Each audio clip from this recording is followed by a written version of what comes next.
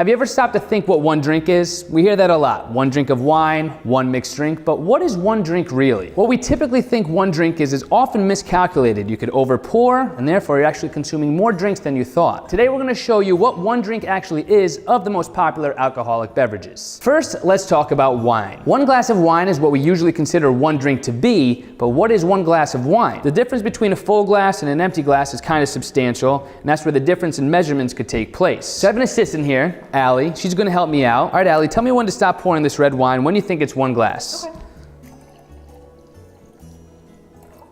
All right, so this is what Allie thinks one glass of wine would be. Pretty typical measurement. A lot of you at home probably would think this is one glass of wine as well. The actual amount of wine in one drink of wine, one glass, is 5 ounces. We have a pre-measured amount of 5 ounces of red wine. As you can see, not too far off, but it usually is a little bit less than what people would think one glass of wine actually is. To show you another example, we have a couple other glasses here. This is another red wine glass. We'll show you what 5 ounces of red wine looks like in that.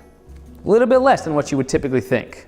We'll move these off to the side. Now let's talk about white wine. All right, Allie, I'm gonna ask you to tell me when you think 5 ounces of white wine is poured into this glass. Right there? Not a bad measurement. That looks like 5 ounces of white wine to me as well. Now I'm gonna show you what 5 ounces of white wine actually looks like in this kind of glass. As you can see, a little bit less than what you might think. Thanks, Allie, for your help. I appreciate that. Next, we're gonna talk about beer. Now, what we usually consider one drink of beer is one beer that either comes in a bottle or a can. Now, when you have your beer in either a bottle or a can, it's a lot easier to understand that there's 12 ounces in that. It's pre-measured for you, but when you get into measuring it yourself, that's where it could get a little bit complicated sometimes. Just be mindful of the amount of beer you're actually pouring into your drinking vessel. Now, the important thing to remember with beer is that the alcohol percentages can vary greatly. One typical drink of beer is usually at around 5%.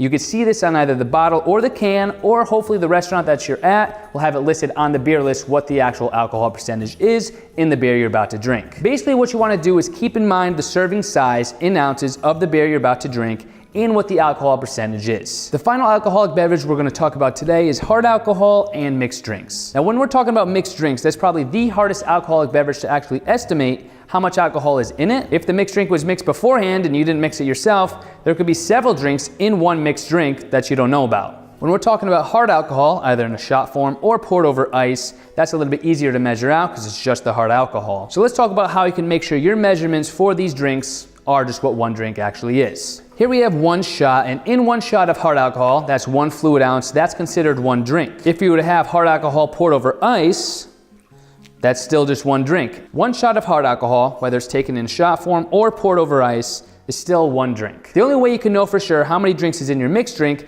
is if you measure out beforehand yourself with a shot glass. Next, we're gonna talk about this. This is the solo cup. You've probably seen it before, but what you might not know is that the lines on the side of the solo cup actually help you measure the fluid ounces in your drink. For hard alcohol, one shot is one drink, that's 1 ounce. That first line is actually 1 ounce right there. When you're drinking wine, 5 ounces of wine is considered one drink. The second line on the solo cup, that's a 5 ounce marker, that would be one drink of wine. The third line is 12 ounces. If you remember when we were talking about beer, one beer is typically 12 ounces. You could measure out one drink of beer by pouring the beer up to the third line, which is 12 ounces. Just remember the solo cup is a great way of measuring out what one drink actually is of the most popular alcoholic beverages. I hope this video gave you some insight and a better understanding of what one drink of the most popular alcoholic beverages are.